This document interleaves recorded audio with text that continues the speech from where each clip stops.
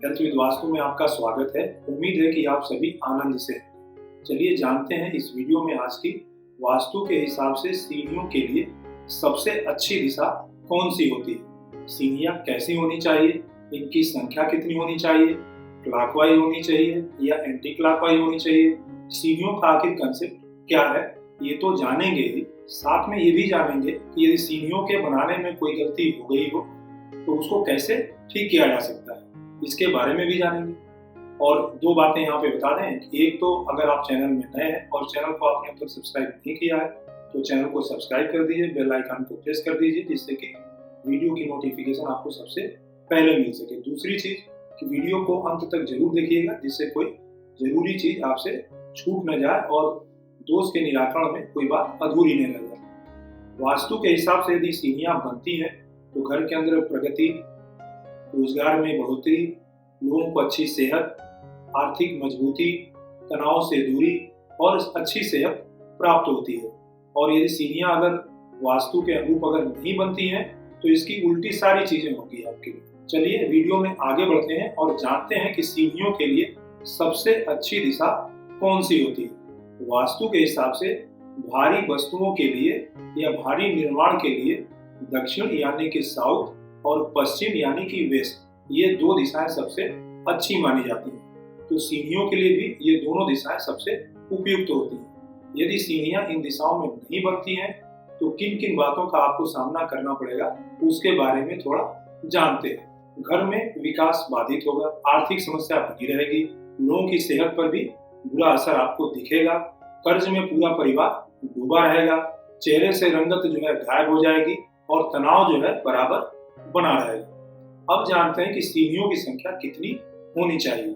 कुछ लोगों का मानना है कि सीढ़ियों की संख्या यानी कि सम 14, 16, 18 इस तरह से होनी चाहिए, लेकिन सीढ़ियों की संख्या हमेशा विषम की संख्या में ही होना चाहिए। ऐसा क्यों, ये भी आगे जानेंगे। एक मंजिल के भवन के लिए 17 स्टेप्स यानी कि 17 सीढ़ियां अच्छी मानी जाती है। ये ऐसा हो कि जब हम इसको 3 से डिवाइड करें तो 2 का शेष बचना चाहिए। ये प्रगति का और निरंतर वृद्धि का ये सूचक है। जब हम सीढ़ियों से छत पर बाहर निकलते हैं तो नीचे के दरवाजे से छत पर का दरवाजा थोड़ा छोटा होना चाहिए। जो लोग सीढ़ियों की संख्या सम को अच्छा मानते हैं वह प्लेटफार्म को उसमें नहीं गिनते हैं। तो प्लेटफार्म को यदि गिने तो वो भी संख्या विषम ही हो जाएगी। गिनने का तरीका क्या है कि जब भी हम फर्श पर से एक पैर ऊपर यानी कि एक स्टेप हम जब आगे बढ़ाएं और जब रखें तो हमको उसको एक स्टेप गिन लेना चाहिए। फर्श से जो हम पैर उठाए वो स्टेप एक माना जाना चाहिए। जो लोग मल्टी स्टोरेज अपार्टमेंट में रहते हैं वो भी अपनी सीढ़ियों की संख्या ऐसे ही एक एक करके काउंट कर सकते हैं। सीढ़ियां हमेशा क्लॉकवाइज डायरेक्शन में होना चाहिए, इनको एंटी क्लॉकवाइज डायरेक्शन में नहीं होना चाहिए। क्लॉकवाइज डायरेक्शन का मतलब जैसे घड़ी की सुइयां आगे चलती हैं वैसे ही इसको भी क्लॉकवाइज होना चाहिए। यदि आपकी घर की सीढ़ी अगर कोई एंटी क्लॉकवाइज हो गई है तो इसका मतलब कि आपके जीवन में विकास तो बिल्कुल अवरुद्ध होगा और जीवन आपका बैक की तरफ यानी कि पीछे की तरफ चलता हुआ नजर आएगा। सीढ़ियों को और सीढ़ियों के नीचे के हिस्से को बिल्कुल हमको साफ सुथरा और अच्छे से रखना चाहिए, नहीं तो ये हमारे जो सेविंग्स को जो बिल्कुल गायब कर देगा।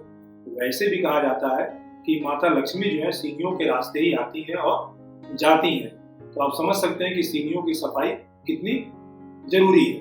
अगर सीढ़ियों पर या सीढ़ियों के नीचे अगर गंदगी रही तो ये समझ सकते हैं कि माता लक्ष्मी आपसे रूठ जाएंगी। इसका क्या मतलब है कि कंगाली आपको हमेशा घेरे रहेगी। मान लीजिए घर की सीढ़ियां यदि गलत दिशा में बन गई है, एंटी क्लॉकवाइज हो गई है, उनकी संख्या गलत हो गई है या कोई और दोष हो गया है तो इसका क्या मतलब हुआ कि इसको सुधारा कैसे जाए।